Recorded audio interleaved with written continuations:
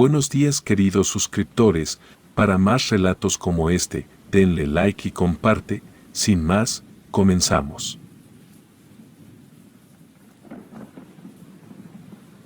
Crecí entre dos mujeres que el pueblo evitaba, mi abuela y mi madre. Desde niña escuché que la gente decía que éramos brujas, yo pensaba que eran chismes para asustar niños, hasta que empecé a ver lo que hacían en la casa y en el monte. Hablo de lo que vi con mis propios ojos, de lo que toqué con mis manos, de lo que olí pegado a las paredes. Vivíamos en una casa aislada, al final de un camino de terracería que se abría entre mezquites. La fachada era de adobe con cal gastada, techo de lámina amarrado con alambre, y una puerta pesada con bisagras oxidadas que siempre se atoraban. A un lado quedaba el gallinero, vacío desde hacía años porque nadie nos vendía animales. El corral tenía un portón de madera astillada y un bebedero seco. El monte rodeaba todo, nopales, huizaches, espinos. Los vecinos cruzaban por la vereda lejana, preferían dar vuelta antes que pasar frente a nuestra cerca. Si alguna vez se veían obligados a hacerlo, apretaban el paso sin voltear. La casa por dentro era otra cosa. En la sala había un altar armado sobre una mesa viejísima, un paño negro, un cuenco de barro con cera pegada, frascos con alcohol, hierbas y polvos, fotografías viejas en blanco y negro, y una figura de barro oscuro con cuernos cortos. En los estantes se veían botellas con líquidos turbios, huesos pequeños atados con hilo rojo, y bolsas de manta con tierra etiquetada a mano: Panteón, Cruce, Arroyo. Mi abuela guardaba todo en orden, pues decía que cada cosa tenía dueño y propósito. En las noches colocaban velas negras en todas las ventanas y el resplandor formaba sombras en los muros como si la casa respirara. Ese brillo y el olor a cera derretida se me quedaron grabados. Desde que tengo memoria, vi trabajar a mi abuela con una precisión fría. Calentaba un cuchillo en el fogón, cortaba la sangre de una gallina y la dejaba caer sobre símbolos que mi madre pintaba en el piso con carbón y sal. Yo miraba desde el marco de la puerta con los pies descalzos. Me ponían a alcanzarles paños, a traer agua o a encender más velas cuando goteaban. La sangre se espesaba y el humo de copal se mezclaba con un olor agrio que se pegaba a la ropa. En la pared, sobre el altar, mi abuela colocaba papeles con nombres y fechas. Algunos nombres los reconocía, porque eran de gente del pueblo. También me tocó ver cómo atendían a los que llegaban a pedir favores. Venían de noche, con sombrero calado y rebozo, cargando bolsas de mandado. Traían pago en efectivo o en especie, botellas, maíz, medicinas, telas. Pedían lo que fuera: que un hombre regresara a su casa, que un negocio prosperara, que un rival enfermara, que un juicio se torciera. Mi madre les hablaba en voz baja, les pedía un objeto de la persona a la que iban a trabajar y les marcaba un día para volver por la entrega. Muchos salían con la cara tensa pero agradecida, como si al cruzar nuestra puerta ya hubieran resuelto su vida. Mi abuela hablaba sin rodeos del pacto con el Señor del infierno, no usaba adornos ni palabras finas. Decía que él exigía disciplina, ofrenda y obediencia. A cambio, nos abría la puerta de enfermedades y de muerte, y también la de curaciones cuando convenía. Decía que con su marca, una mujer no envejece como las demás, y que la voluntad de otro se doblega si se trabaja como se debe. Yo la escuchaba sentada en un banco, mirando sus manos arrugadas y rápidas moviendo frascos y nudos. Mi madre asentía y repetía los pasos como si estuviera copiando una receta. En el patio aparecían cabezas de chivo colgadas para desangrarse, amarradas de las patas a un travesaño. En el tendedero se mezclaban sábanas con trapos manchados de tierra y cera. En una caja de madera guardaban muñecos de trapo hechos con retazos, algunos con alfileres clavados en la frente, otros con hilos que amarraban brazos y piernas. Yo reconocía esos muñecos cuando mi madre salía al monte antes del amanecer y regresaba sin ellos, decía que cada cosa debía quedar en su lugar, barrancas, cruz de caminos, bases de puentes o troncos huecos. Las madrugadas eran las horas fuertes, no había descanso, en cierto punto del reloj se escuchaban carcajadas lejanas y luego un canto apagado, a veces llegaban gritos cortos, como de mujer con fiebre. Yo me apretaba las rodillas contra el pecho en mi cama de tablas y contaba el tiempo entre los rezos, esperando que amaneciera. Mi madre caminaba de un cuarto a otro, con un frasco en la mano y me ordenaba que me quedara quieta. La casa olía a humo, a salmuera y a sangre seca. Con los años noté cambios en ellas. Tras un ritual pesado, mi madre amanecía con ojos brillantes y paso ligero, como si la fatiga se le hubiera ido, y a mi abuela se le quitaba el dolor de cadera por semanas. Hablaban de pagar y cobrar, de cierres y deudas, decían que la familia estaba amarrada desde antes de que yo naciera, y que mi nombre había quedado anotado en un cuaderno que no me dejaban ver. Cuando preguntaba por qué yo también tenía que aprender, mi abuela contestaba que las de nuestra sangre no tienen elección. La casa pedía continuidad. En el pueblo, la gente lo sabía a su manera. A veces, en la tienda, una mujer me apartaba con el codo sin mirarme, otras me dejaban al final de la fila, y en la escuela me señalaron. Cuando murió el papá de una compañera en un accidente, la maestra evitaba mi mesa cuando pasaba lista. Yo aprendí a caminar con la cabeza baja, sin hacer ruido, y a regresar temprano por la vereda larga. Sabía que la cerca de nuestra casa marcaba otra ley. Me acuerdo de una tarde de lluvia, en la que llegaron dos hombres con botas enlodadas y sombrero ancho, traían una bolsa de yute con frutas y billetes. Mi madre los hizo pasar a la cocina y cerró la cortina. Salieron al rato con la mirada perdida. Esa noche mi abuela preparó 3 vasos de agua con sal, los dejó en el piso alrededor del altar y se quedó esperando. Antes de medianoche llegó un viento helado por debajo de la puerta. Las velas titilaron, la cera corrió como aceite, y mi abuela sonrió satisfecha. Dijo que el encargo ya había sido recibido y que la paga valía la pena. Yo me quedé viendo cómo la cera se endurecía con formas raras, como pequeñas manos.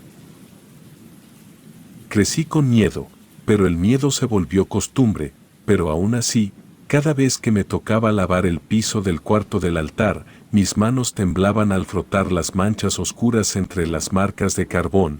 Mi madre me exigía pulcritud y me decía que una casa como la nuestra se cae si se descuida un solo detalle, la cuerda mal hecha, la foto mal puesta, la vela apagada antes de tiempo. Su voz mandaba y su mirada cortaba. Siempre supe que estaba metida en un pozo del que no se sale fácil. No hacía planes fuera del cerco de alambre ni soñaba con mudarme al barrio de la iglesia. Yo medía mi vida por trabajos, por lunas, por días de ofrenda, y aunque hacía lo que me pedían, el cuerpo me anunciaba otra cosa, un peso en el pecho, un rechazo que me levantaba del petate antes de que llamaran. Lo digo claro porque así fue. Al cerrar esta primera parte, confieso que el miedo me acompañó desde la infancia, como un bulto pegado a la espalda. Mi madre repetía que una bruja no teme a nada, porque ya le pertenece al diablo. Yo asentía por obediencia, pero por dentro sentía que ese destino no era mío, y esa grieta empezó a abrirse. Cuando cumplí 13 años, mi madre decidió que ya estaba lista para aprender. No me preguntó, me colocó frente al altar, me dio una cubeta con agua salada y un trapo de manta para lavar el piso marcado con carbón. Me enseñó a mezclar polvo de chile con sal gruesa, a contar velas y a medir el pabilo con un dedo de margen para que ardieran parejo.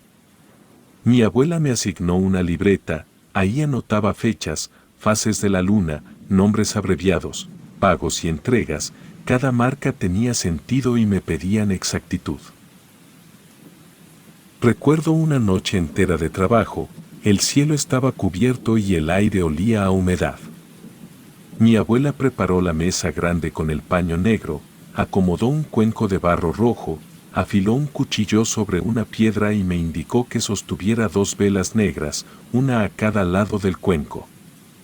Mi madre trajo la cabra del corral, era un animal joven, con las patas amarradas y el hocico retenido con un lazo para que no mordiera. Mi abuela apoyó la mano sobre la frente del animal, acercó la boca a su oreja y recitó palabras en un idioma que no entendí. La voz salía firme, pareja, sin pausa, después subió el cuchillo y lo bajó con precisión sobre el cuello. La sangre golpeó la pared del cuenco y empezó a juntar espuma, el olor metálico se pegó en la lengua, yo respiré por la boca y mantuve la mirada fija en la línea de sangre que se formó en el borde. Cuando el cuenco tuvo suficiente, mi madre esparció sal alrededor de la mesa y trazó con carbón un círculo que cortaba la entrada del cuarto, luego mezcló la sangre con un polvo oscuro, que guardábamos en un frasco etiquetado como Panteón, y usó un pincel de istle para dibujar marcas sobre el paño negro. Eran signos rectos, repetidos, cruzados con líneas que se unían en un punto. A un lado, sobre la tabla, reposaban los objetos que siempre encontraba en ese lugar: 3 falanges envueltas en tela, 2 dientes humanos, una bolsa con tierra de cementerio, un puñado de clavos pequeños, fotografías en blanco y negro con nombres por detrás, y la figura del ídolo de barro oscuro con cuernos cortos. Mi abuela lo colocó al centro, frente al cuenco, dijo que la vista del ídolo tenía que apuntar hacia la puerta. La mesa del altar era un mapa de encargos, las fotos tenían alfileres en esquinas específicas y algunas traían un listón amarrado en diagonal. Mi madre movía cada pieza como quien acomoda herramientas. Si el favor era para negocio, sumaba monedas en un platito. Si pedían daño, acercaba el cuenco y untaba las marcas con el pincel. Si el asunto era de salud, cambiaba a velas blancas y polvo de raíz seca. Yo anotaba en la libreta: nombre, objeto entregado, pago, fecha de entrega y lugar donde dejarían lo pactado. Aprendí a reconocer clientela con solo mirarles los zapatos, mientras esperaban afuera: botas con barro de barranca, huaraches con polvo de carretera, zapatos de ciudad. Llegaban de noche, hombres con chamarra cerrada que buscaban dinero rápido o protección para un trato, mujeres que pedían venganza contra un marido, una suegra, una vecina, y gente del pueblo que temblaba en la puerta. Se persignaba al cruzar y luego dejaba billetes arrugados, junto a una bolsa con cabellos, uñas o una prenda sin lavar. Mi madre atendía sin juicio, les pedía exactitud en el nombre y un objeto personal, entregaba instrucciones breves: dónde dejar la ofrenda, cuántos días sin carne, dónde no pisar. Al despedirlos, mi abuela quemaba un trozo de resina sobre un anafre, el humo llenaba la cocina y el olor tardaba días en salir de las cortinas. Vi cambios en ellas después de cada trabajo pesado. Mi madre amanecía con la piel tersa, la mirada viva y un paso que parecía de mujer más joven. A mi abuela se le quitaba el dolor de rodillas, podía caminar toda la mañana sin bastón. Se peinaban frente al espejo con calma, como si el cansancio les resbalara. Yo notaba las venas menos marcadas en las manos y un brillo en los ojos que no era de alegría, sino de propósito cumplido. Esa transformación me inquietaba, era un indicador tan claro como un recibo pagado. Aprendí también la logística de la entrega. A veces salíamos antes del amanecer, cargaba una bolsa de manta con muñecos de trapo rellenos de hierbas, huevos marcados con carbón, frascos con líquidos que mi madre me prohibía destapar, y listones de colores. Caminábamos hasta una barranca, un cruce de caminos o un árbol hueco.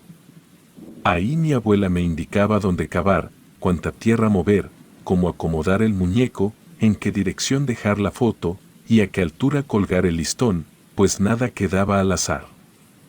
Si la entrega era para cortar, usábamos sal, clavos y un círculo pequeño de cal, pero si era para amarre, añadíamos miel y cabello. Si era para enfermar, Mezclaban polvo de panteón con agua de 3 llaves y me hacían contar pasos de regreso sin voltear. Una tarde escuché a mi madre y a mi abuela hablar en la cocina mientras ordenaban frascos. Yo limpiaba la mesa del altar con un trapo húmedo y la puerta entre ambas habitaciones dejaba pasar cada palabra. Mi abuela decía que nuestra familia estaba atada desde 3 generaciones atrás, que el cuaderno grande con tapas negras contenía los nombres que debían continuar. Dijo mi nombre en voz alta, seguido de una fecha. Mi madre respondió que el plazo se acercaba y que yo debía recibir la marca antes de la próxima luna nueva. Hablaban con naturalidad, como si revisaran una lista de compras. Yo me quedé tiesa, con la madera fría bajo las manos, guardé el trapo, cerré el frasco de sal y anoté la fecha en mi libreta sin saber por qué lo hacía, quizá para no olvidar que estaba escrita en otro lugar del que no tenía llave. También escuché otra conversación en la que mi abuela contó una historia de su juventud. Dijo que se presentó ante un hombre de traje oscuro en una casa de paredes altas, lejos del pueblo. Llevaba en una caja de madera algunos objetos que ahora reconozco. Salió de esa casa con un compromiso firmado a su modo: disciplina, ofrenda, obediencia y continuidad. Repetía esas palabras como si fueran una regla simple. Mi madre asentía y remataba con la misma frase de siempre: la casa pide continuidad. A partir de esas noches mi atención cambió. A mí me ponían a medir pabilos, a coser muñecos, a preparar sal con chile y cal, a rotular frascos con mano firme. Hice todo, pero empecé a observar rutas, horarios, puntos ciegos. Conté pasos de la puerta al portón, medí el tiempo que tardaba en apagarse la última vela, revisé el sonido del candado cuando mi madre cerraba por dentro, y aprendí a forzarlo con un gancho de cabello. Guardé una muda de ropa en una bolsa de plástico enterrada junto al tronco del mezquite grande y escondí unas monedas en la suela de mis huaraches. Nadie lo notó porque mis tareas seguían al ritmo que ellas exigían. No dejé de registrar lo que vi aquella primera noche de la cabra: el cuenco lleno hasta el borde, la espuma que se formó en la superficie, el pincel dejando marcas parejas sobre el paño, la figura de cuernos fija frente a la puerta. Lo escribo así porque esos detalles me definieron más que cualquier regaño. Entendí la técnica, el orden, la acumulación de favores y pagos, la apariencia de juventud después del trabajo, la lista de nombres en el cuaderno. También entendí que mi nombre no era un adorno en esa lista, era una instrucción. Desde ese punto comencé a pensar en escapar. Lo hice en silencio, con precaución. Aprendí a vestir 2 capas para quitarme la de arriba sin despertar a nadie. Cambié el lugar de mi petate para quedar más cerca del corredor. Practiqué caminar sin que rechinara la tabla levantada junto a la puerta. Todo eso mientras limpiaba cera, afinaba nudos, contaba velas y anotaba pagos. En esa casa nada sucedía sin que mi madre lo supiera, y aún así guardé migas de tiempo a mi favor. No era valentía, fue método. La primera vez que dije que no quería participar fue durante una noche de trabajo pesado. Mi madre me había puesto a sostener 2 velas largas, mientras mi abuela preparaba una ofrenda con sangre de gallina y muñecos de trapo. La habitación estaba llena de humo de copal y el calor de las velas me quemaba los dedos. Me temblaban las manos y la cera caliente me corría por los nudillos. Sentí un rechazo que me subió desde el estómago hasta la garganta. No pude más, dejé caer las velas y dije que no quería seguir, que no iba a ser parte de eso. Mi madre me miró como si no hubiera escuchado bien, luego reaccionó con una fuerza que no esperaba. Me sujetó del cabello, me jaló contra la pared y me dio un golpe con el dorso de la mano. La vela encendida rodó al piso y apagó una de las marcas de carbón. Eso la enfureció más. Me levantó del brazo y me arrastró hasta el altar. La voz de mi abuela sonó detrás: si ella se niega, ya sabes lo que sigue. Sentí un escalofrío cuando mi madre me empujó contra el piso frío, frente al ídolo de cuernos. Me gritó que no había vuelta atrás, que el diablo no perdona a quien rompe el pacto. Esa noche dormí llorando con el sabor a sangre en la boca y el olor a cera derretida en la nariz. Desde entonces no volví a estar sola, me vigilaban incluso para ir al pozo, me hacían dormir en el cuarto del altar, sobre un petate delgado extendido frente a la mesa negra, decían que tenía que aprender, que debía aceptar el camino de la familia aunque fuera a golpes. No me permitían salir al patio sin una de ellas pegada a mi sombra, cuando entraban clientes, me obligaban a quedarme en la cocina y a sostener frascos mientras ellas trabajaban. Yo no hablaba y me guardé todo, pero por dentro sentía que algo en mí se quebraba. Dormir ahí fue una condena. La primera noche sentí que alguien respiraba detrás de mí, me cubrí con la manta hasta la cabeza y recé bajito lo que recordaba. En algún momento escuché como el aire del cuarto cambiaba. Las velas chisporrotearon solas y el olor a humo se mezcló con un hedor agrio, como de carne podrida. Abrí los ojos y vi sombras moviéndose en el techo, alargadas, como si brazos enormes se arrastraran por las paredes. No eran proyecciones de las velas, eran cuerpos deformes que reptaban en silencio. Me quedé quieta hasta que sentí un peso en el pecho. Algo me aplastaba el cuerpo, impidiéndome moverme. No dormí bien durante semanas y cada noche era peor. Escuchaba voces cerca de mi oído, susurrando mi nombre, a veces sentía dedos fríos en mis tobillos. Una noche vi claramente una figura sentada al pie de mi petate, un cuerpo oscuro, más alto que cualquier hombre, con cuernos largos y ojos rojos encendidos. Estaba quieto, mirándome sin pestañear. Cuando intenté gritar, la voz no salió. Me tapé la cara con la manta y me quedé así hasta que amaneció. Nadie me creyó cuando conté lo que vi, mi abuela solo sonrió, diciendo que era señal de que el Señor del infierno me había aceptado. Durante el día no era mejor, me obligaban a practicar nudos, a preparar bolsas con tierra y ceniza, a escribir nombres en trozos de papel que luego quemaban frente a mí. Me hablaban de obediencia y lealtad, de que todas en nuestra sangre habían servido desde hacía generaciones, que yo no sería la excepción. Yo asentía, pero cada palabra me llenaba de rechazo. Pensaba en correr, pero sabía que conocían cada rincón del pueblo y que no tenía a dónde ir. Una madrugada desperté sobresaltada, escuché pasos suaves y voces desde la cocina, me arrastré hasta la puerta entreabierta y vi a mi madre sentada frente a la mesa, con la cabeza entre las manos. Mi abuela estaba de pie, mirándola con seriedad. Escuché sus palabras como si me las estuvieran grabando: si ella no quiere ser bruja, será la ofrenda, así lo marcan las reglas. Una se entrega para sellar el pacto y la casa seguirá teniendo fuerza. Mi madre asintió sin mirarla, dijo que ya había tomado una decisión, que yo no volvería a salir de ese cuarto. Sentí que la sangre me hervía en las venas. Regresé al petate temblando y no pude dormir. Pasé el resto de la noche con el corazón golpeando las costillas, mirando la puerta como si en cualquier momento fueran a entrar por mí. Al amanecer fingí estar enferma para no ayudar en el patio. Me dejaron encerrada en el cuarto del altar. Ahí, rodeada de fotos clavadas con alfileres y frascos con huesos, entendí que mi vida ya no tenía valor para ellas. No era su hija ni su nieta, era una pieza de cambio para mantener su pacto. Ese día sentí miedo verdadero, distinto al que me había acompañado toda la vida. Antes temía a lo que veía en el altar, a los susurros, a las sombras. Ahora el miedo tenía el rostro de mi madre y la sonrisa de mi abuela.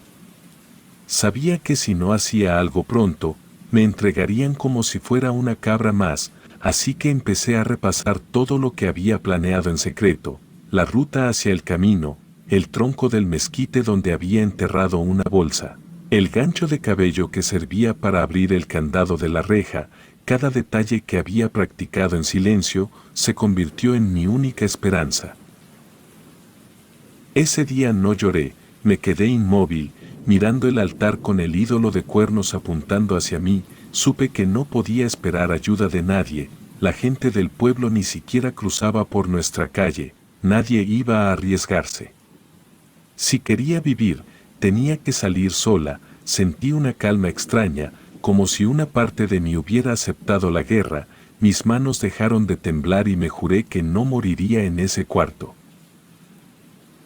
En esa casa, la traición no dolió porque ya no quedaba cariño, lo único que sentí fue un hueco frío en el estómago. Mi madre me había dado la vida, pero ahora la ponía sobre la mesa como pago. Mi abuela, que me había enseñado a caminar, firmaba mi sentencia. Me repetí que esa noche no me volverían a encontrar dormida, que si querían ofrecerme, tendrían que casarme, y así, mientras el sol se apagaba detrás del monte, mi mente comenzó a trazar el plan que decidiría si amanecía viva o no. Esa noche todo olía distinto, había un silencio espeso alrededor de la casa, ni los grillos cantaban. Me despertaron antes de medianoche. Mi madre entró al cuarto del altar con una lámpara de aceite, no me miró a los ojos, dijo que me levantara y me llevara el vestido negro que había dejado sobre el baúl. Yo sabía que esa ropa no era para mí. Era la que se usaba para las entregas. No dije nada y me lo puse mientras mi madre salía a buscar algo.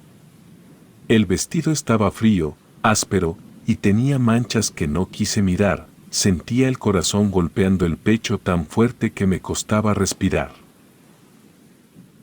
Cuando abrí la puerta, el pasillo estaba iluminado solo por velas negras que formaban un camino hasta la sala. El aire estaba denso, cargado de humo y de un aroma dulce que me mareaba. En el centro del cuarto, habían formado un círculo perfecto de velas negras y marcas de sal. El altar estaba preparado como nunca antes lo había visto, cuchillos de distintos tamaños sobre el paño negro, frascos con líquidos oscuros, muñecos de trapo atravesados por alfileres, fotos esparcidas con nombres escritos en tinta roja, y al centro, el ídolo con cuernos más grande que de costumbre. Parecía recién pintado, el brillo en su superficie se veía húmedo, y la luz de las velas hacía que sus ojos hundidos parecieran seguirme. Mi abuela estaba de pie frente al altar, vestida de negro, con un velo que le cubría la mitad del rostro. Sus labios se movían rápido, pronunciando palabras que no entendía, en una lengua que sonaba antigua y cortante. Mi madre afilaba un cuchillo sobre una piedra, el sonido metálico se mezclaba con los murmullos de mi abuela. Me sentaron en una silla de madera y comenzaron a amarrarme. Usaron cuerdas gruesas que me cortaban la piel de las muñecas, y el olor a sangre fresca me revolvió el estómago. Habían sacrificado algo antes de que yo entrara. La sangre goteaba de un cuenco y corría por una canaleta hecha en la mesa. Me dejaron las piernas atadas y una cuerda alrededor del torso que me sujetaba al respaldo. Yo no dije nada, sabía que cualquier palabra solo empeoraría todo. Las ventanas estaban cerradas y cubiertas con telas negras, el humo de copal y de otro incienso que no reconocí llenaba el cuarto. Las llamas de las velas bailaban solas, formando sombras que parecían brazos y manos estiradas hacia mí. Mi abuela levantó el cuenco de sangre y comenzó a rociar gotas alrededor del círculo. Mientras lo hacía, su voz cambió de tono. No era la voz de una mujer vieja, sino una voz ronca, profunda, que retumbaba en las paredes, y cada palabra que pronunciaba hacía que el aire pareciera más pesado. Mi madre dejó el cuchillo sobre la mesa y comenzó a preparar otro frasco, mezclando polvos que chisporroteaban al caer sobre el líquido oscuro. Yo respiraba rápido, intentando no desmayarme. Entonces lo sentí, una presencia detrás de mí. El aire helado me recorrió la espalda y la cuerda se me clavó más en la piel. No lo vi de inmediato, pero lo supe, estaba ahí. Giré apenas la cabeza y vi una sombra inmensa al borde de la luz. Era más alta que cualquier hombre, tenía cuernos largos que rozaban el techo y ojos rojos encendidos que me miraban fijo. Su respiración era pesada, como si el aire pasara a través de un hueco profundo. Lo escuché decir mi nombre con una voz tan grave que sentí que las tablas del piso vibraban. Aquí está, dijo, aquí está. Los animales del corral comenzaron a gritar al mismo tiempo, las velas se apagaban solas una por una, mi madre intentó encenderlas de nuevo, pero una ráfaga de viento entró por debajo de las cortinas y apagó todas a la vez. La oscuridad fue total por un segundo, sentí manos frías tocándome el cuello y un murmullo en el oído, me temblaban las piernas, pero no podía moverme. Mi abuela gritaba oraciones en su lengua extraña, y el cuchillo cayó al suelo con un golpe seco, todo era caos, el viento rugiendo dentro de la casa, el chillido de los animales y las voces que no venían de ninguna parte. Fue en ese momento que noté que una de las cuerdas estaba floja, seguramente en medio de la prisa no la habían amarrado bien, mordí la cuerda con todas mis fuerzas hasta que la sangre me llenó la boca. La cuerda cedió un poco, tiré con los dientes y sentí cómo se aflojaba más. En el cuarto, mi madre buscaba cerillos, mi abuela seguía gritando, aproveché para soltarme una mano y luego la otra, me moví despacio, deslicé la cuerda por mi torso y me levanté de la silla. El ruido cubría cualquier sonido que yo hiciera.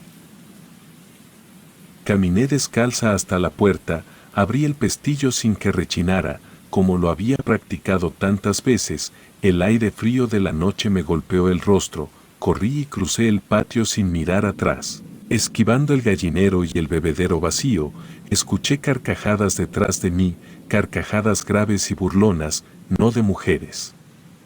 Los perros corrían a mi lado, ladrando como locos, sentía el suelo de tierra y piedras cortarme los pies, llegué al camino de terracería y me interné en el monte, guiándome solo por la luz de la luna. Las ramas me arañaban los brazos, las piedras me hacían sangrar, pero no paré, a mis espaldas escuchaba pasos pesados que no eran humanos, y las carcajadas se mezclaban con voces susurrando mi nombre, casi no podía respirar, pero seguí corriendo. Después de lo que pareció una eternidad, vi las primeras luces del pueblo, grité con todas mis fuerzas y una señora salió de su casa y me vio llena de sangre y tierra, me llevó adentro, me dio agua, pero yo no podía hablar, solo lloraba y repetía que no quería volver.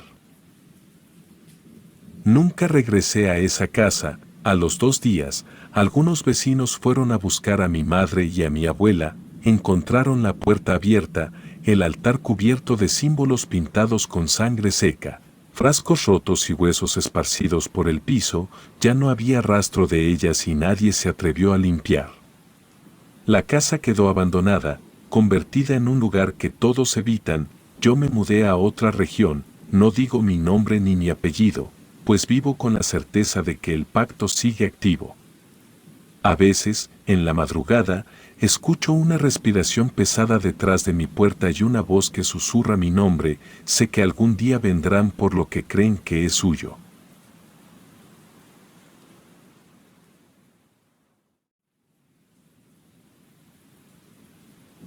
Me gustaría hablar sobre la peor experiencia que he tenido en mi vida. Comienzo diciendo que el lugar en donde vivo es un sitio muy lindo en Veracruz, que está rodeado de montañas, es perfecto y hermoso. Cerca de ahí hay varios pueblos muy bellos, los cuales se llenan de turistas. Ahí se puede disfrutar del verdadero turismo regional. Asimismo, somos nosotros, los locales, quienes aprovechamos cada feriado largo o vacaciones para respirar ese aire puro que solo esos lugares nos pueden dar. Ese fue el caso cuando un fin de semana del año 2006, en el mes de diciembre, época de carnaval, junto a mi hermano Daniel y cada quien con nuestras respectivas novias, decidimos viajar a unos lugares cerca de ahí, para pasar unos días de descanso. Sabíamos de antemano que el primer pueblo elegido estaría lleno de turistas para esas fechas, motivo por el cual nos adelantamos en comunicarnos con una señora que siempre nos alquilaba un lugar para cada ocasión que íbamos. No obstante, los eventos aterradores que les voy a contar no sucedieron ahí, sino en 2 pueblos cercanos. Prefiero no mencionar los lugares, para no crear sugestión, ya que junto a los que fuimos víctimas, consideramos que no es prudente hacerlo, debido a la cantidad de gente que los visita y que por ende, afectaría el nivel turístico que poseen. Aún así, pensamos que cada quien es lo suficientemente consciente de que esta clase de sucesos pueden ocurrir en cualquier lugar del mundo y por consiguiente, es necesario ser prudentes a donde va uno a pasar sus días de descanso o vacaciones. Llegamos una mañana de un viernes, nos instalamos en la casa de la señora y luego nos dispusimos a disfrutar del lugar. Fue en la tarde, cuando decidimos irnos a otro pueblo, ya que nos habíamos organizado así y pasaríamos varios días recorriendo. Debo aclarar que era la primera vez que íbamos a ese pueblo nuevo, lo cual nos obligó a buscar un alojamiento que estuviera disponible para pasar esa noche y la siguiente. Así fue como llegamos hasta una señora que rentaba su departamento por días, pero estaba a las orillas del lugar. Esto en verdad nos resultó de manera positiva, ya que como en ese caso el pueblo no era tan grande, nos permitía disfrutar tanto de los paisajes que nos rodeaban, como también del sector donde se llevaban a cabo las festividades que el municipio organizaba para los visitantes. Esa noche nos quedamos hasta la madrugada, deleitándonos con música y bebidas en un bar en el centro. Acto seguido, regresamos al departamento. Sinceramente me gustaría comentar que ninguno de los cuatro estábamos alcoholizados. Esto lo digo porque el alcohol no fue el causante del primer suceso paranormal que sufrimos. Sucedió cuando estábamos ya en el departamento, mi hermano y su novia se fueron a dormir y yo con la mía también. Estábamos muy cansados y por eso todos caímos rendidos al tocar la cama, pero algo a los pocos minutos nos despertó. Era el sonido de alguien caminando en la sala del departamento. Pero las pisadas eran fuertes, como si lo estuvieran haciendo a propósito para despertarnos. Era alguien caminando con tacones, iba de un lado a otro, como en círculos. Mi novia fue la primera que se dio cuenta, y por eso me despertó. Me dijo que alguien se había metido al departamento.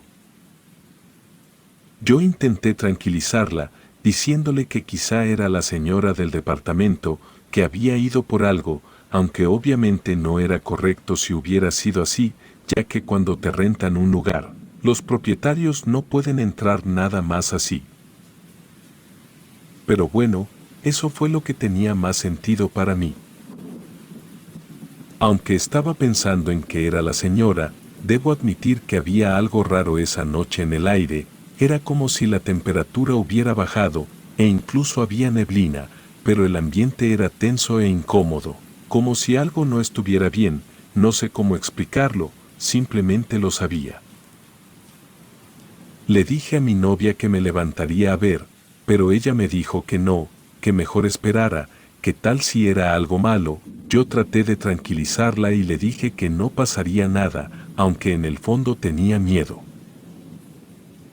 Pero en el momento en que iba a poner un pie en el suelo, alguien tocó la puerta de la habitación. Era mi hermano, quien me preguntaba si también habíamos escuchado eso. Le dije que sí, y le pregunté que si había visto a alguien en la sala, pero me dijo que había revisado todo y no había nadie. Entonces caímos en cuenta de que quizá había sido la dueña y que ya se había ido. Pero cuando mi hermano salió del cuarto y se fue al suyo, escuchamos un grito de horror. Salimos a ver y era mi hermano tirado en el piso de la sala y una mujer vestida de negro y con tacones rojos y tenía sus dientes en la cabeza de mi hermano. Me quedé atónito y mi novia dio un grito aún más fuerte, que hizo que la novia de mi hermano saliera de inmediato y al ver aquella escena se quedó en shock. La mujer de tacones rojos no tenía pelo, su cabeza estaba llena de sangre seca y sus manos tenían unas garras enormes.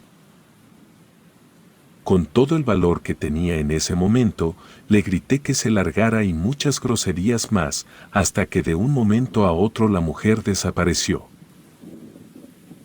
Mi hermano estaba tirado en el piso llorando de miedo, hasta que llegó el momento en que todos lloramos de la impresión.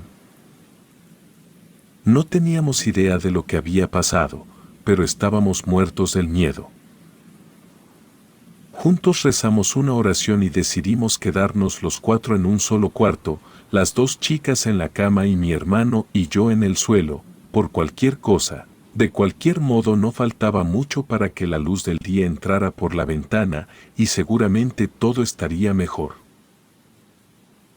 A decir verdad, yo no pude dormir ni un poco después de eso, y la verdad dudo que alguno de ellos lo haya logrado, pues fue una experiencia que nos marcó. Mi hermano tenía los dientes, más bien colmillos incrustados en su cabeza y esa era la prueba ferviente de que no estábamos locos. En fin, llegó el día y tratamos de olvidar aquel suceso tan horrible, fuimos a caminar y a conocer distintos lugares en los cuales la venta de cerveza estaba en su apogeo. Yo sabía que el ambiente en esos lugares se ponía pesado, y por esa razón les recomendé que no bebiéramos tantas cervezas, para así estar en óptimas condiciones para vivir el día al máximo. Ir a caminar a las montañas que hay cerca o mejor aún, decían que había un pequeño arroyo disponible para quienes quisieran darse un chapuzón. Cada quien empezó a dar ideas al respecto, las muchachas eran las que más entusiasmadas estaban, sobre todo mi novia, quien aprovechaba cada oportunidad para sacar fotografías con su celular, regalo de parte de sus padres en su reciente cumpleaños. Pasamos todo el día de aquí para allá, y fue maravilloso, tanto que nos olvidamos por un rato de lo que había pasado la noche anterior. Fuimos al departamento de nuevo, y la verdad es que en ese momento nos vino el recuerdo de lo que había pasado anteriormente y no nos gustó ese sentimiento, aunque ya eran como las 2 de la madrugada cuando todos nos quedamos dormidos, por lo cansados que estábamos, y tal cual es la costumbre que yo tengo de levantarme en las noches. Tuve que obedecer a mis necesidades y me levanté de la cama para ir al baño. Recuerdo perfectamente que mi novia se despertó cuando yo me levanté, sabía lo que haría, así que me propuso que me llevara su celular para alumbrar en el camino, ya que el baño era compartido y estaban al final de un pasillo, precisamente donde terminaba la fila de departamentos. Murmurando, le dije que no se preocupara, que me desocuparía rápido y volvería. A fin de cuentas, había escuchado voces en las cercanías, así que presumí que había turistas despiertos por ahí. Sin embargo, no fue así. Cuando salí y comencé a recorrer el lugar, me di cuenta de que no había nadie y ahí fue cuando noté la primera cosa extraña. Las voces que estaba escuchando se detuvieron de inmediato. Para mi buena suerte, el baño de hombres estaba desocupado y cuando me disponía a empezar a hacer mis necesidades, aquellas extrañas voces comenzaron a sonar de nuevo. El baño de mujeres estaba pegado al de los hombres, y es justo a través de la pared que separaba a ambos donde las oía. Eran voces de mujeres, que al parecer estaban platicando entre ellas. Hasta ahí nada me pareció malo, hasta que de repente, las mujeres cambiaron su conversación para ahora empezar a dirigirse hacia alguien más y un fuerte escalofrío me envolvió, cuando me di cuenta de que estaban hablando de mí. Esas voces me saludaron y escuché tacones dando pasos por el baño, me preguntaban que si quería pasar un buen rato con ellas, que no me iba a arrepentir. Lo que me provocó ese escalofrío, no fueron en sí las palabras que me decían, sino el modo de hacerlo. Sus voces eran roncas y a la vez, terminaban cada frase con una risa, como si su única intención fuera burlarse de mí. Sin embargo, el asunto pasó finalmente a un temor tremendo, cuando volvieron a dirigirse a mí, para repetir la invitación, con la diferencia de que ahora agregaron algo más que me dejó perplejo. Una de ellas anunció que había disfrutado mucho pasar tiempo con mi hermano la noche anterior, Dijo que su sangre estaba deliciosa, de hecho dijo su nombre y también mencionó el de las chicas. La situación me pareció imposible. Nadie sabía nuestros nombres, ni siquiera los habíamos dado a la señora que nos alquiló el departamento. Fue entonces cuando me vi en la necesidad de responderles, no para aceptar la invitación, sino más bien para reprocharles, ya que siempre fui un hombre centrado, y les pregunté que quiénes eran, que me dejaran en paz o llamaría a la policía y que cómo era posible que supieran nuestros nombres, y les advertí que no les tenía miedo. Y entonces una carcajada retumbó alrededor, yo no podía creer lo que pasaba. De repente, las mujeres volvieron a hablarme, pero en ese momento sus voces sonaron ahí mismo, dentro del baño de hombres, como si estuvieran a poca distancia de mí y los tacones retumbaban en el suelo del baño. Las mujeres comenzaron a hablarme de nuevo, diciéndome que ellas siempre conseguían lo que querían y lo que querían en ese momento era a mí, y que nada ni nadie se los impediría. Ni siquiera sé cuánto tardé en desocuparme, para así salir de ahí. El carácter fuerte con el que les acababa de responder ahora era un mudo terror, y apenas abrí la puerta, algo apareció de la nada y me golpeó el rostro, dejándome atontado. Todo fue como un abrir y cerrar de ojos.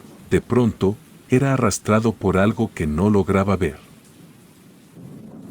Lo único que mis ojos podían percibir eran como dos sombras que se aferraban a mis brazos, imposibilitando el poder zafarme. Recuerdo que tenía la boca tapada, como si una mano no me dejara gritar, pero que me sujetaba con la misma fuerza con la que me tenían aprisionado. Fue mi novia la que me salvó, pues cuando escuché su voz pronunciando mi nombre, para preguntar dónde estaba, aquellas dos mujeres, si se les puede llamar así, me liberaron al instante. Caí de espaldas en el piso, puesto que en esos últimos segundos, era como si me llevaran suspendido a unos cuantos centímetros, ya que no sentía tocar el suelo con mi cuerpo. Grité el nombre de mi novia, pero lo hice con un pánico, tal que ella respondió desesperada y casi en lágrimas por asustarse también. Ella jura que no vio nada, simplemente que se espantó al verme tendido sobre el piso, llamándola aterrado. Lo más perturbador fue saber que yo me encontraba a casi ya unos 20 metros del baño, en plena oscuridad y camino a la zona más oscura y solitaria, estando ya en la habitación. En primera instancia, ninguno de los tres me decía nada, tan solo se dedicaron a escucharme cuando les contaba lo que me acababa de ocurrir, con sus rostros visiblemente temerosos. Incluso, mi hermano salió en un momento dado a revisar el pasillo, pero los únicos con los que se encontró fueron con los que ocupaban los departamentos vecinos, quienes al escuchar mis gritos habían salido para saber qué había pasado. En vano fue hablar con ellos, puesto que estaban tan confundidos como nosotros. Después de unos minutos, los convencí para que se quedaran dentro del cuarto y no volvieran a salir esa noche. Me costó dormir, ya que estuve temblando de miedo, hasta que al fin logré conciliar el sueño. Yo sabía que una de esas mujeres era la que había lastimado a mi hermano y eso me asustaba y me daba mucho coraje. Al amanecer, me preguntaron qué es lo que quería hacer, si quedarme o volver directamente a casa. Intenté hacerme el fuerte, pero no pude disimular el miedo que todavía sentía, mismo que transmitía a las dos chicas. Salimos de ese departamento con nuestras cosas y nos fuimos directo a la casa de la señora, que nos había alquilado el lugar, pensando que tal vez ella pudiera darnos una explicación a la pesadilla que yo acababa de experimentar. Según la señora, quizás se hubiera tratado de los mismos turistas que visitaban el pueblo, que sin lugar a dudas estaban alcoholizados, y que únicamente quisieron hacerme una broma, esto teniendo en cuenta que no me robaron nada de lo que llevaba conmigo, como así también el hecho de que me liberaron cuando mi novia salió a buscarme, pero por más que repetí una y otra vez que las voces les pertenecían a mujeres y que ambas no tenían cuerpo físico, sino que parecían ser espíritus con formas de sombras, se reservaron al silencio, como si no supieran qué decirme al respecto. Lo que más nos llamó la atención fue su actitud reservada, ya que nos pareció que nos estaba ocultando algo. Al mediodía, almorzamos en el mismo pueblo y nos marchamos de ahí. En el trayecto, nos topamos con otro pueblo, uno que estaba antes de llegar a casa. Más allá del miedo que tenía, rondaba la idea de que yo estaba arruinando la estadía de todos, lo cual no me parecía justo, así que buscamos un lugar donde quedarnos y aunque me costó convencerlos aceptaron. Terminamos instalándonos en otro lugar, en el cual solo en el segundo y el tercer piso había departamentos, ya que en el inferior estaba un salón, donde se servía la comida para los inquilinos. Gracias a eso, no fue necesario que buscáramos mucho más. Después de dar unas vueltas por el pueblo, regresamos al departamento para cenar. También contaba con una terraza que brindaba vista a todo el lugar.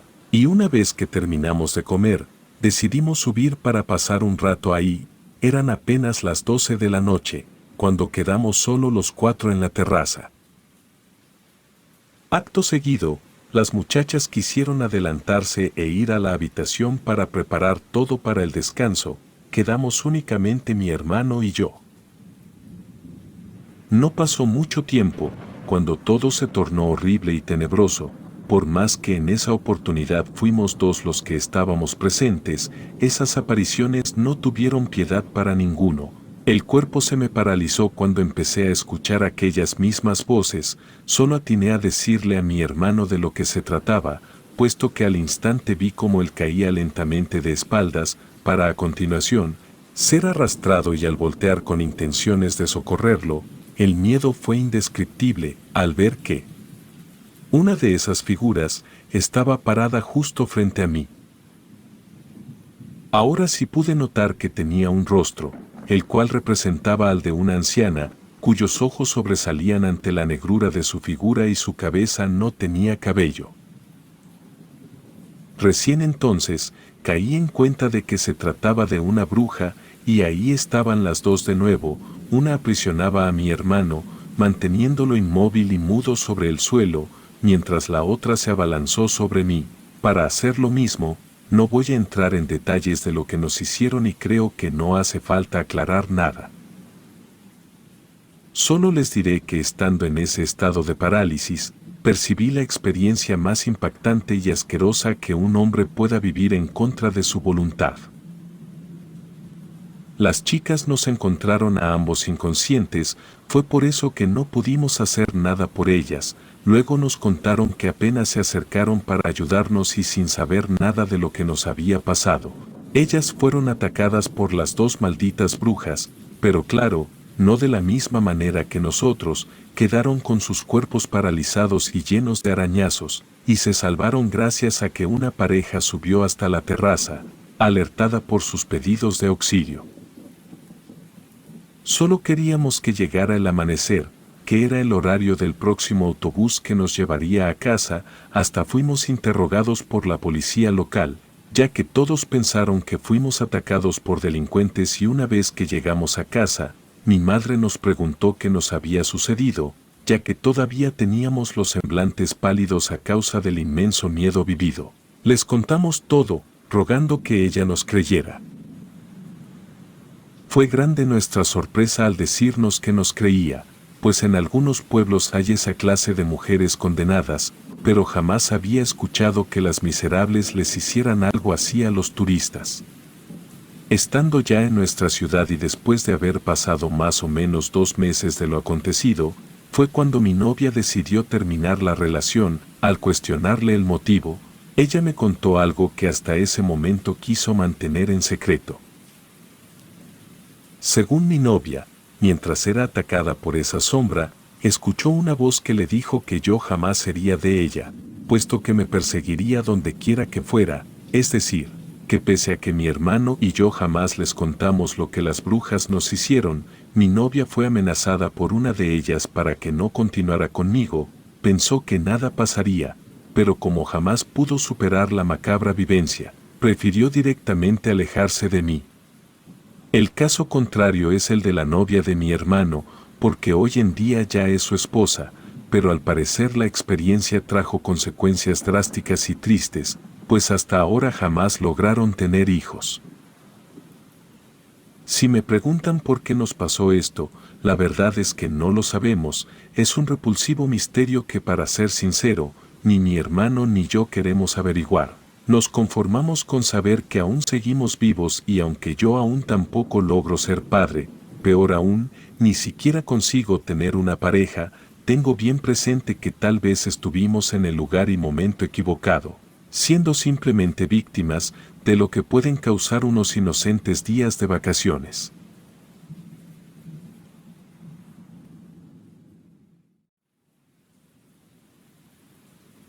Me gustaría comenzar diciendo que respeto las creencias de los demás y, por ende, espero también se respeten las mías, y que la experiencia que contaré pueda ayudar a alguien a no cometer los mismos errores que yo cometí.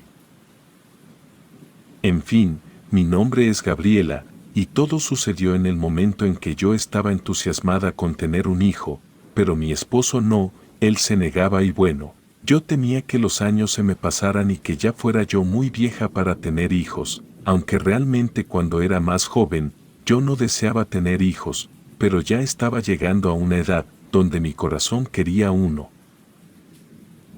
Por su parte, mi esposo siempre ponía peros. Por ejemplo, decía que no era el momento, que estaba trabajando mucho o que aún faltaba terminar la casa. A veces decía que la economía no andaba bien, que le faltaba un carro y cientos de excusas más que me dieron a entender que no quería tener hijos definitivamente, y eso era raro, porque normalmente los hombres maduros buscan tener hijos que sigan con su descendencia. Pero de cualquier modo, yo dejé de tomarme las pastillas con la excusa de tener problemas hormonales, y por suerte me creyó. Aún así, siempre se cuidaba. Estaba harta de que él estuviera en ese plan, porque el tiempo pasaba y no quería quedarme sin la posibilidad de tener un bebé, e incluso sabía que cuando él fuera más viejo se arrepentiría. Seré sincera diciendo que pensé en dejarlo, pero no pude. Yo lo amaba, y además sería más complicado encontrar a alguien a quien realmente quisiera y que sí deseara tener hijos. Así que incluso le dije que seguramente tenía otra relación, y dijo que no, que simplemente no se sentía listo para una responsabilidad tan grande. Ya se había dado cuenta de mis intenciones, aunque no me lo dijo, y simplemente siempre estuvo preparado. Me resigné a que con él nunca tendría hijos, aunque me decía que más adelante, pero yo tenía la sensación de que ese día nunca llegaría, y esa situación apagó algo en mí. Todo se volvió gris en ese momento y acepté mi derrota. Mi esposo me preguntaba que si estaba bien y que por favor le dijera qué me pasaba, pero él en el fondo sabía la razón. Fueron unos cuantos meses en los que viví en automático: levantarme para ir a trabajar, regresar, hacer las cosas en la casa, comer y dormir. No había significado alguno en aquel silencio del hogar. Mi mejor amiga notó que estaba mal, trató de ayudar, pero yo no me dejaba. Aquel martirio de ser madre lo tenía bien reservado para mí. Tras la insistencia de ella por saber qué tenía, terminé contando todo, e incluso me puse a llorar. Mi amiga, sin decir una sola palabra, me escuchó con paciencia. Me ahogaba en mis propias lágrimas, sentía impotencia porque de verdad quería tener un hijo a toda costa. Bueno, quería tener varios hijos, pero no podía cambiar de esposo solo por ese deseo. Llegué a considerar la idea de tener un bebé de alguna otra persona y responsabilizar a mi esposo, pero si él no quería tener hijos no podía obligarlo, y tampoco estaba dispuesta a que mi hijo tuviera un padre que no lo amara. En ese momento fue cuando mi amiga me recomendó recurrir a algo más grande, y era algo que ella tenía bien escondido. Era devota de la Santa Muerte, no llevaba mucho, solo 2 años, pero me hablaba maravillas de su vida y de cómo le estaba yendo tan bien luego de empezar a seguirla. Me causó mucha impresión. Los prejuicios predominaron en mí, porque yo era católica, bueno, más bien mi familia y por ende yo también me consideraba así. Mi amiga me dijo que la Santa Muerte podría ayudarme con mis problemas y que podría ser más feliz que nunca si la seguía, y a pesar de mis prejuicios accedí a confiar en ella, pensando que todo iba a salir bien. Acudí a su casa, donde me comentó todo lo relacionado a la Santa Muerte, me platicó cómo la había ayudado a ella y cómo podía lograr que me ayudara a mí, por cuestiones lógicas. No podía realizar algún tipo de altar en mi casa, por lo que le rezaba en la de mi amiga. Compré una estatuilla y la dejé ahí, cada cierto tiempo le hacía ofrendas. No voy a negar que al principio todo era raro para mí, porque algo en el fondo me decía que no iba por el camino correcto, pero mi deseo era grande y estaba dispuesta a hacer cualquier cosa. Por fin todo estaba listo según mi amiga y comenzamos con los preparativos para efectuar el hechizo. Mi amiga me dijo que a muchas personas se les concedían sus milagros, gracias a la Santa Muerte, decía haber aprendido a ejecutar rituales y para mi caso, tenía un ritual perfecto.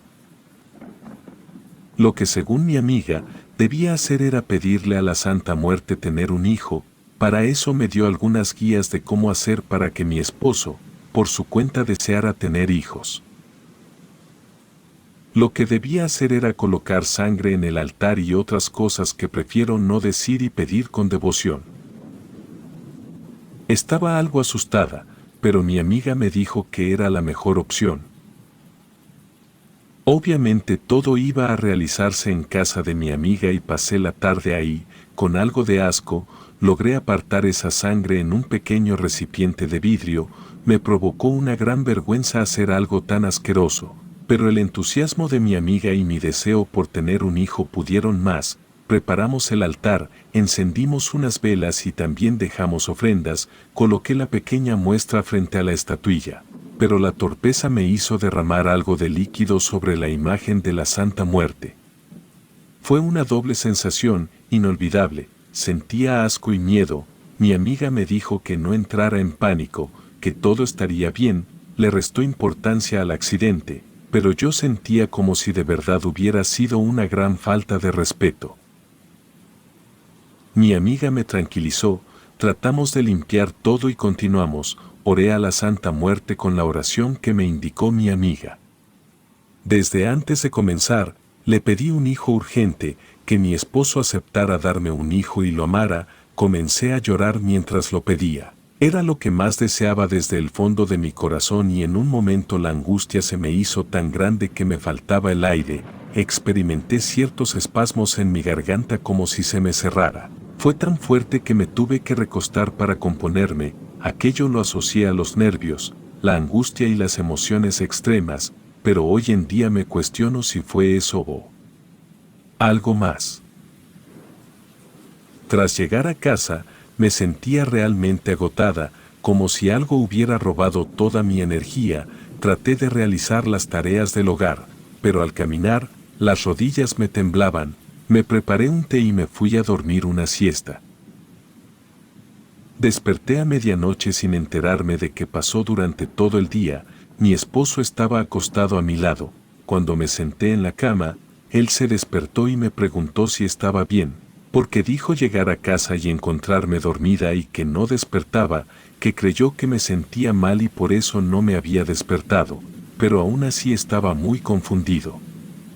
Le dije que sí, que todo estaba bien, que simplemente me sentí mal y que seguramente me iba a resfriar.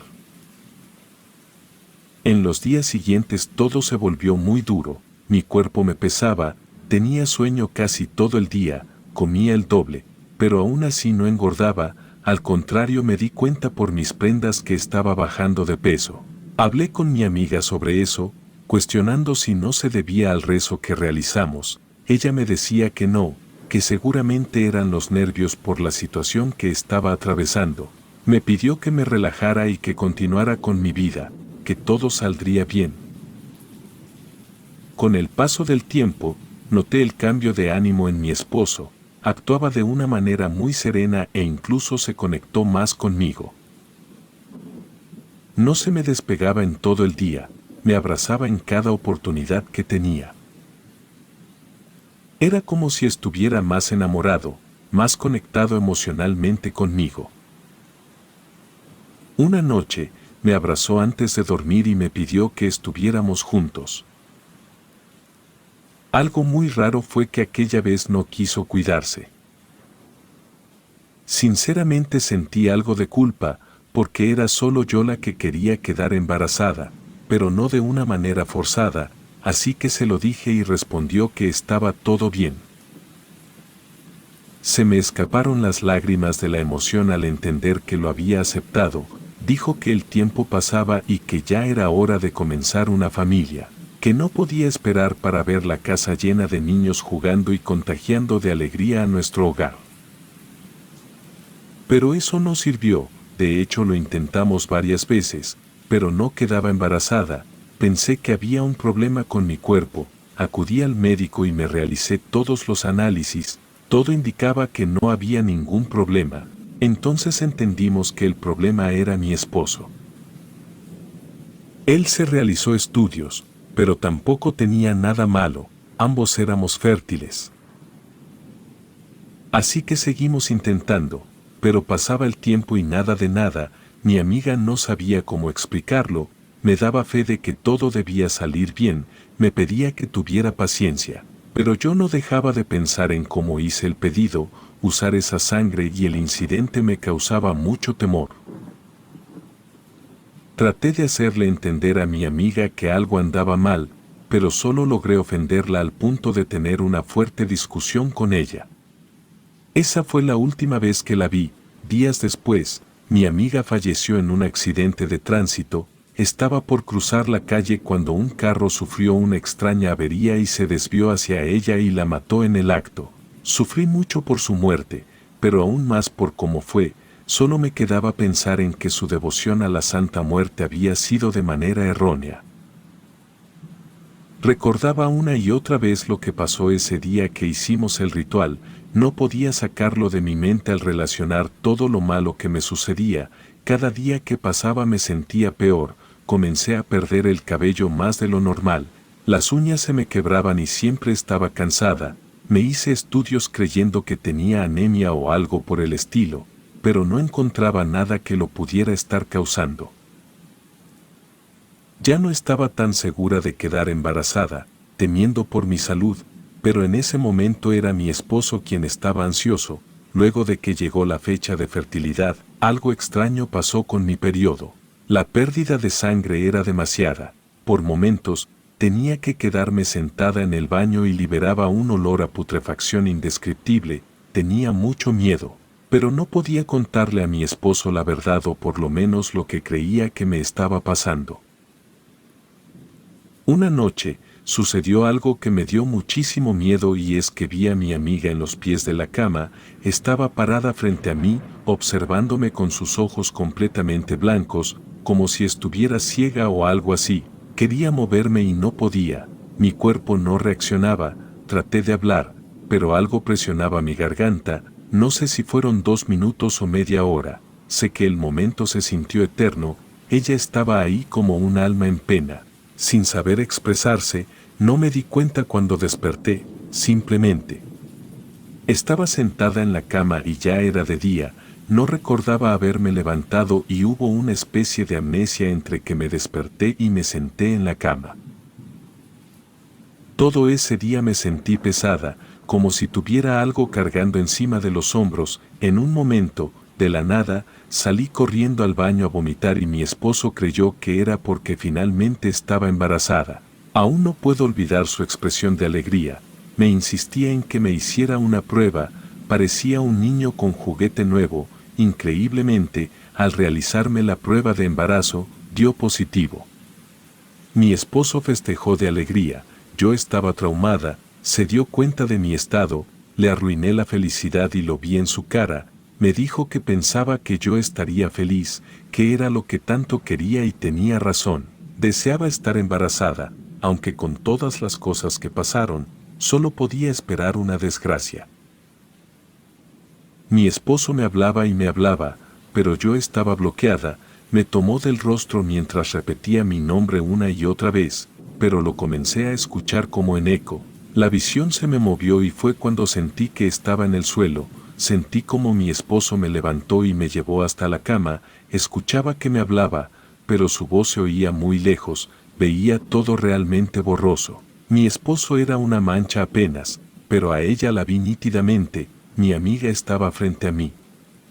La observaba como si estuviera viva, aunque su expresión era de llanto, las palabras de mi esposo seguían siendo difuminadas y de lejos, pero lo poco que me decía mi amiga se escuchaba nítido. Me pedía perdón y me advertía que tuviera cuidado. Y en ese momento la imagen de mi amiga se perdió por completo, pero vi la silueta de alguien más, era la Santa Muerte, su rostro no tenía expresión alguna. Se me acercó y justamente cuando iba a tocar mi brazo me alejé y caí al suelo. La imagen de la Santa desapareció por completo. Mi esposo se veía preocupado y yo me moría de miedo, así que no me quedó más que contarle todo. Debí sincerarme con él y explicarle todo lo que estaba pasando. Le conté de mi amiga y su devoción por la Santa Muerte, además de cómo pedí quedar embarazada y el accidente con la sangre. Jamás vi a mi esposo tan decepcionado de mí. Recuerdo que se fue a la sala y me dejó sola un momento, no me dirigió la palabra por más de 5 horas, ni siquiera me atrevía a hablarle. Luego de ese frío distanciamiento, trató de buscar una solución conmigo. Ambos estábamos de acuerdo en algo, ese embarazo no sería normal. Pasaron las semanas y mi panza fue creciendo, aunque cada vez me sentía peor, estaba ojerosa y mi cabello se caía y los huesos se me notaban por todas partes, incluso mi rostro estaba más pálido de lo normal. En el médico me decían que tenía que comer bien o al bebé le podría hacer mal, lo cierto es que comía y comía sin resultado alguno. Con meses de embarazo, comencé a escuchar pasos y voces dentro de mi casa, no me sentía sola un solo momento, cada vez que escuchaba un paso, lo sentía en mi vientre, era extraño. El sonido venía del otro lado de la casa pero parecía que provenía de mi vientre y ocasionalmente me causaba mucho malestar. Una noche desperté con fuertes dolores en el vientre, sentía que algo me rascaba por dentro, desperté a mi esposo por los gritos, se levantó al instante para llevarme al hospital y encontramos sangre en las sábanas. Una vez que me atendieron, dijeron que debían sacar al bebé, pues ya estaba muerto, no era claro lo que había pasado, tampoco me dieron detalles, lo cierto es que quienes me atendieron estaban horrorizados. Nos realizaron miles de preguntas sobre consumo de drogas, alcohol, accidentes, golpes, ciertamente, pensaron que se trató de un factor externo, pero los mismos estudios verificaron que me estaba cuidando, aunque claro, no había una explicación que diera con el motivo real de la pérdida espontánea, dado lo violento del hecho, sufrí muchos daños internos, y por eso ya no podía tener hijos definitivamente. Asumí que aquello fue por hacer las cosas mal, mi esposo quedó realmente resentido conmigo y lo entiendo, cuando se dignó a tener hijos, perdió la oportunidad conmigo.